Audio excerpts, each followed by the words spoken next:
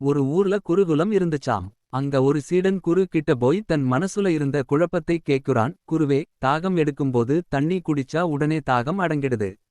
ஆனா நீங்க சொல்லிக் கொடுத்த மாதிரி தியானம் பண்ணும்போதோ இல்ல ஒரு வேலையில இறங்கும்போதோ ஏன் என்னால உடனே அந்த அமைதியையும் கவனத்தையும் கொண்டு வர முடியல. அப்படின்னு கேக்குறான். குரு சிரிச்சுக்கிட்டே, வா, உனக்கு ஒரு பாடம் கத்துக் கொடுக்கிறேன் னு கூட்டிட்டு போறாரு. முதல்ல ரெண்டு பேரும் ஒரு பெரிய பணக்காரர் வீட்டு விருந்துக்கு போறாங்க. டேபிள் முழுக்க விதவிதமான சாப்பாடு, ஸ்வீட்ஸ்னு எல்லாம் இருக்கு. ஆனா அந்த பணக்காரர் செம கோவத்துல இருக்காரு. என்ன சாப்பாடு இது? உப்பு சரியில்ல, காரம் கம்மி னு சமைச்சவங்களை கண்டபடி திட்டிட்டு இருக்காரு. சாப்பாடு முன்னாடி இருந்தாலும் அவரோட மனசு அதிருப்தியிலையும் கோவத்துலையும் தான் இருக்கு. அடுத்து குருவும் சீடனும் ஒரு சின்ன குடிசைக்கு போறாங்க. அங்க ஒரு ஏழை விவசாயி கஞ்சியோ இல்ல ஒரு சின்ன ரொட்டியோ வச்சு சாப்பிட்டுட்டு இருக்காரு. ஆனா அவரு அதை ஏதோ அமிர்தம் மாதிரி ரசிச்சு, கடவுளே, இன்னைக்கு எனக்கு இந்த சாப்பாடு கிடைச்சதே பெரிய விஷயம் னு ரொம்ப நன்றியோட மன நிறைவோட சாப்பிடுறாரு.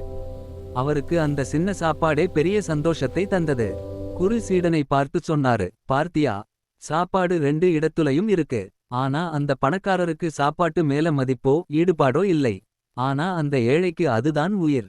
அதான் வித்தியாசம். அந்த தாகம் இருக்கணும். தாகம் எடுத்தா தண்ணி மேல மட்டும் எப்படி கண்ணு போகுதோ அதே மாதிரி உன்னோட இலக்கு மேல உனக்கு ஒரு பசி இருக்கணும்.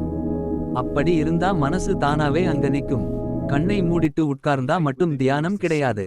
நீ செய்ற வேலையில நீ எந்தளவுக்கு மூழ்கி போறியோ அதுதான் உண்மையான தியானம்.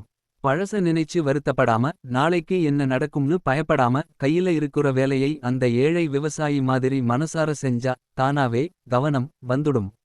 சிம்பிளா சொல்லணும்னா, உன்னோட வேலையை நீ காதலிச்சு செஞ்சா கவனம் உன்னை தேடி வரும்.